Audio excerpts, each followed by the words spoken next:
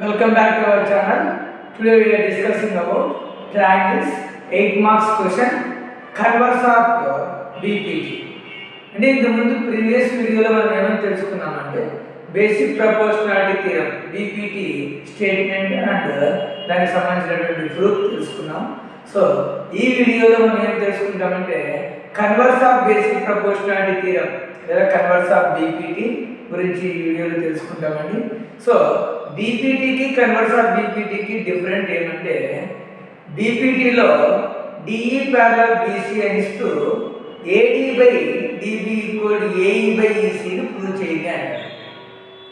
కానీ converse of బీపీటీలో ఎలా చెప్తారంటే AD by DB equal to AE by EC అని ఇస్తూ డిఈ ప్యారలల్ బీసీ అవుతుందని ప్రూవ్ చేయమంటారు. అక్కడ ప్యారలల్ ఇచ్చి రేషియో ఈక్వల్ అవుతుందని ప్రూవ్ చేయమంటాడు. ఇక్కడ ఈక్వల్ రేషియో అని చెప్పేసి ప్యారలల్ అవుతుందని ప్రూవ్ చేయమంటాడు. సో కన్వర్స్ ఆఫ్ బీపీటీ గురించి తెలుసుకున్నాం. దాని స్టేట్మెంట్ ఎలా ఉంటుందంటే the line divides any two sides of a triangle in the same ratio, then the line is parallel to the third side. ఇక్కడ ఏమి ట్రయాంగిల్ ఏబిసిలో ఒక లైన్ డి అనే లైన్ టూ సైడ్స్ ని సేమ్ రేషియోలో డివైడ్ చేస్తుంది. ఏబిసి అనే triangle లో డి అనే ఒక లైన్ ఏబి అండ్ ఏసి అనే టూ సైడ్స్ ని సేమ్ రేషియోలో డివైడ్ చేస్తున్నాను. ఎలా AD by DB equal to AE by EC అని ఇలా డివైడ్ చేస్తుంది సేమ్ రేషియోలో. Then the line is parallel to the third side. ఏ లైన్ అయితే మనకి ఏబి అండ్ ఏసీ అనే సైడ్స్ ని డివైడ్ చేస్తుందో డి అనే లైన్, ఆ లైన్ థర్డ్ సైడ్ బీసీకి ప్యారలల్ గా ఉంటుందని ప్రూవ్ చేయడమే కన్వర్స్ ఆఫ్ బీపీటీ. సో ఇక్కడ గివెన్ ఎలా రాస్తున్నామంటే triangle ABC and a line BE intersecting AB at D and AC at E. ఏమి ట్రయాంగిల్ ABC లో DE అనే ఒక లైన్ AB అనే సైడ్ మీద D వద్ద AC అనే సైడ్ మీద E వద్ద ఇంటర్సెక్ట్ చేస్తుంది అని చెప్తారు. ట్రయాంగిల్ ABC లో AB అనే సైడ్ మీద D వద్ద AC అనే సైడ్ మీద E వద్ద డి అనే లైన్ ఇంటర్సెక్ట్ చేస్తుంది అని చెప్తున్నాం. సచ్ దట్ అప్పుడు ఎలా రాసుకుంటాము AD by DB equal to AE by EC అని రాసుకుంటాం. అంటే AD by DB equal to AE by EC, ఎందుకంటే సేమ్ రేషియో కాబట్టి. సో అందుకోసం ఏడీ by DB equal to AE by EC equation మనం రాస్తాం. తర్వాత R3 రాస్తున్నాం రిక్వైర్డ్ టు ప్రూవ్ అని. అంటే మనం ఈ స్టేట్మెంట్ ఆధారంగా ఏం ప్రూవ్ చేయాలనుకుంటున్నాం అంటే డిఈ ప్యారలల్ బీసీ, డిఈ అనే లైన్ థర్డ్ సైడ్ బీసీకి ప్యారలల్ ఉంటుందని ప్రూవ్ చేయడమే ఇక్కడ రిక్వైర్డ్ టు ప్రూవ్ గా రాస్తుంది.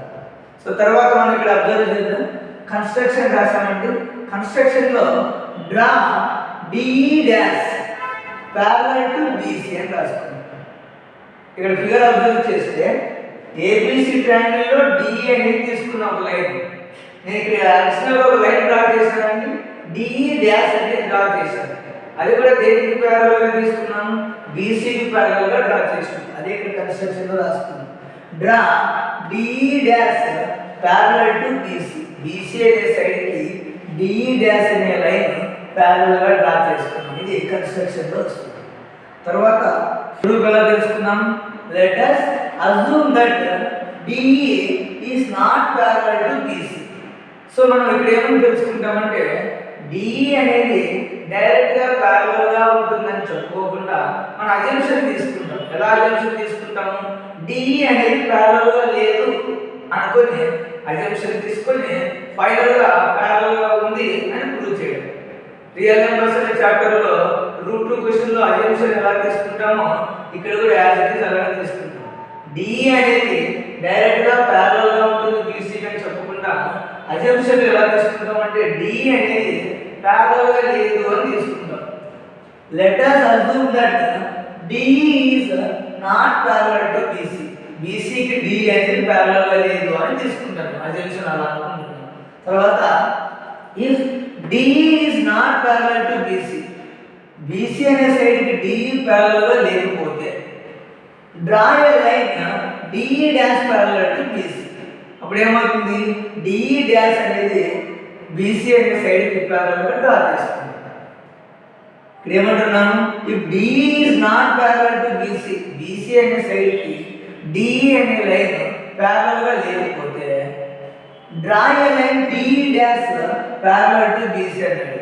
సో అప్పుడు మనం ఏం డ్రా చేస్తామంటే డిఈ డాష్ని బీసీకి ప్యారలల్గా డ్రా చేస్తాం. ఇది మనం అజంప్షన్ అనుకుంటున్నామండి. డిఈ అనేది ప్యారలల్గా లేదు అనుకుంటున్నాము. అప్పుడు డిఈ అనేది ప్యారలల్గా లేకపోతే ఏమవుతుంది మరి ప్యారలల్ డిఈ డాష్ అనేది ప్యారలల్ అవుతుంది అని చెప్తుంది. సో మన ఫిగర్లో ఇక్కడ అబ్జర్వ్ చేయొచ్చు. ఏబిసి అనే ట్రయాంగిల్ తీసుకున్నాం, డిఈ అనే ఒక లైన్ తీసుకున్నాం, అడిషనల్ ఒక లైన్ కన్స్ట్రక్షన్లో డ్రా చేసినాం డిఈ డాష్ అని. ఈ డిఈ డాష్ని బీసీకి ప్యారలల్గా ఉంది అనుకుంటున్నాం. అప్పుడు ఇది ఏమవుతుంది బీపీటీ అబ్జర్వ్ చేద్దాం by using BPT basic proportionality theorem ఆధారంగా చూసుకుంటే AD by DB equal to AE dash by E dash C అని తీసుకుంటాను. ఎందుకు ఈ dash by E dash C తీసుకుంటాను అంటే ఇక్కడ డిఈ అనేది ప్యారలల్ లేదు అనుకున్నాం. అప్పుడు ఏమవుతుంది డిఈ డాష్ బీసీ అనేది ఏమవుతుంది ప్యారలల్ అవుతుంది. అప్పుడు మనం ఏమవుతుంది BPT according to BPT theorem ఏం చెప్పుకుంటాం సేమ్ రేషియోస్ గా డివైడ్ చేస్తుంది అని చెప్తాం డిఈ డాష్ అనే లైన్. అప్పుడు AD by DB equal to AE dash by E dash C గా రాసుకోవచ్చు. అదే ఇక్కడ రాసామండి by using BPT AD by DB equal to AE dash by E dash C రాసుకున్నాం. ఇది ఈక్వేషన్ 2.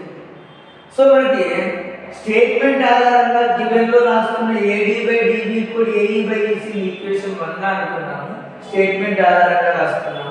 తర్వాత మనం ప్రూఫ్ లో అజంప్షన్ తీసుకొని ఏం చెప్తున్నాం డిఈ డాష్ బీసీ అనేది ప్యారలల్ అని చెప్పుకొని బీపీటీలో ఎలా రాసుకుంటాం AD by DB equal to AE dash by E dash C అని రాసుకున్నాం.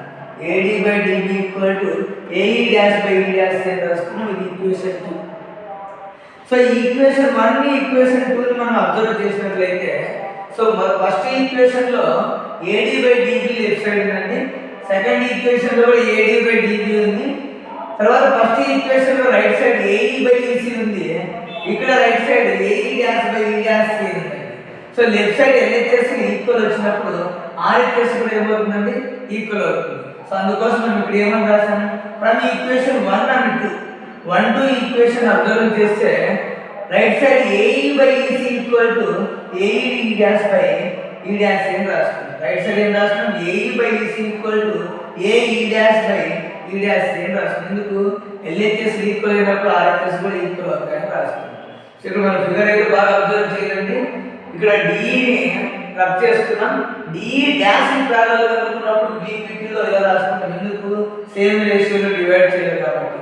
సో ఇలా రాసుకున్న తర్వాత నెక్స్ట్ మనం యాడింగ్ 1 ఆన్ బోత్ సైడ్స్ అంటే మనకి ఇక్కడ వచ్చినటువంటి రిజల్ట్ కి ఏం యాడ్ చేస్తున్నాము 1 యాడ్ చేస్తున్నాం. అప్పుడు 1 యాడ్ చేస్తే AE by EC plus 1 equal to AE dash by E dash C plus 1 రాసుకున్నాం.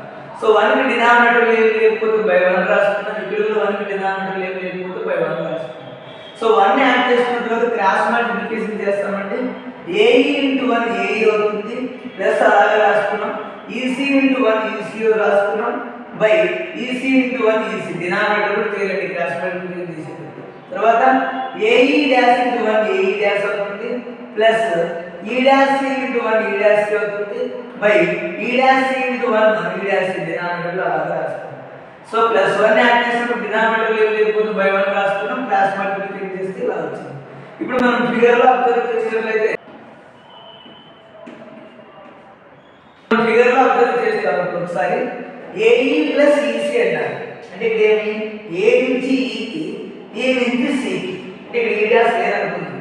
ఏఈ ప్లస్ ఈసీ అంటే ఏమి ఓవరాల్ గా ఏసీ అంటే సో ఇక్కడ ఏసీ రాసుకున్నాం బై ఈసీ అలాగా రాసుకున్నాం ఈక్వల్ టు తర్వాత AE dash plus E dash తీసుకున్నాం. AE dash plus E dash ఇక్కడ ఈ లేదనుకుంటున్నాం. ఇక్కడ ఏమి ఈ గురించి చెప్పేటప్పుడు ఈ డాష్ లేదనుకున్నాం. AE plus EC equal AC అవుతుంది. ఈ డాష్ గురించి చెప్పేటప్పుడు ఈ లేదనుకున్నాం. AE dash plus E dash equal to AC అవుతుంది అని రాసుకున్నాం. ఏఈ ప్లస్ ఈసీ చేసినా ఏసీ వచ్చింది. AE dash plus E dash చేసిన ఏసీ వచ్చింది. ఇక్కడ ఈ గురించి మాట్లాడేటప్పుడు ఇక్కడ ఏఈ ప్లస్ ఈసీ రాసుకుంటాం. ఈ డాష్ గురించి రాసుకునేటప్పుడు AE dash plus E dash రాసుకుంటాం. సో ఈ గురించి మాట్లాడేటప్పుడు ఈ డాష్ హోల్లో పెట్టేసుకోవాలండి. ఈ డాష్ గురించి చెప్పేటప్పుడు ఈను హోల్లో పెట్టేసుకోవాలి. అప్పుడు AE plus EC equal AC అవుతుంది. AE dash plus E dash equal కూడా ఏసీనే అవుతుంది. తర్వాత ఇక్కడ AC by EC equal AC by E డాష్లో AC AC numerator terms same ఉన్నాయి కాబట్టి ఏసీ ఏసీ క్యాన్సిలేషన్ చేసుకుంటే న్యూమరేటర్లో 1 మిగులుతుంది. ఇక్కడ ఈక్వల్ తర్వాత న్యూమరేటర్లో కూడా 1 మిగులుతుంది. So 1 by EC equal to 1 by E dash రాస్తాం. సో న్యూమరేటర్స్ సేమ్ అయినాయి కాబట్టి డినామినేటర్స్ ఏమవుతాయి, ఇక్కడ ఈక్వల్ ఉంది కాబట్టి సేమ్ అవుతాయి. ఇలా 1 by EC equal to 1 by E dash రాసుకున్నాము. దీని మీనింగ్ ఏమంటే ఈ అండ్ ఈ డాష్ మస్ట్ కోయిన్సైడ్ అని రాసుకున్నాం. అంటే ఏబిసి అనే ట్రయాంగిల్లో డి అనే లైన్ డ్రా చేసామండి. డి డాష్ కూడా కన్స్ట్రక్షన్ లో డ్రా చేసుకున్నాం.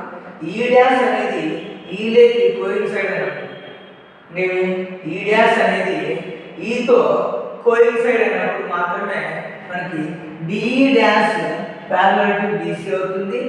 ఎప్పుడైతే మనకి డి డాష్ ప్యారలల్ బీసీ అయింది అనుకోండి కోయిన్సైడ్ అనేది కదండి, అందుకోసం డి ప్యారలల్ బీసీ అవుతుంది. మీనింగ్ ఏంటంటే 1 by EC equal 1 by E dash meaning ఎలా చెప్తామంటే ఈ అండ్ ఈ డాష్ మస్ట్ కోయిన్సైడ్ అంటే అంటే ఈను ఈ డాష్ రెండు ఒకదానికొకటి కోయిన్సైడ్ కావాలి. అంటే ఇది ఈ డాష్ సపరేట్ ఈ సపరేట్ కాకుండా రెండు కలిసి కోయిన్సైడ్ కావాలి. ఒకే పాయింట్ దగ్గర ఉండాలి. అంత మీనింగ్ ఈ డాష్ అండ్ ఈ అని మీనింగ్ ఒకే పాయింట్ దగ్గర ఉండాలి. అప్పుడు కోయిన్సైడ్ అని చెప్పుకుంటాం దాన్ని. Since D dash parallel to BC అని చెప్తారు. అప్పుడు డి డాష్ అనేది బీసీకి ప్యారలల్ అవుతుంది. సో కోయిన్సైడ్ అంటే కదండి, అందుకోసం ఈ డాష్ ఈ రెండు ఒకటే కదా, డి ప్యారలల్ బీసీ అవుతుంది. Hence proved. నా వీడియో మీకు నచ్చినట్లయితే లైక్ చేయండి, షేర్ చేయండి, సబ్స్క్రైబ్ చేయండి.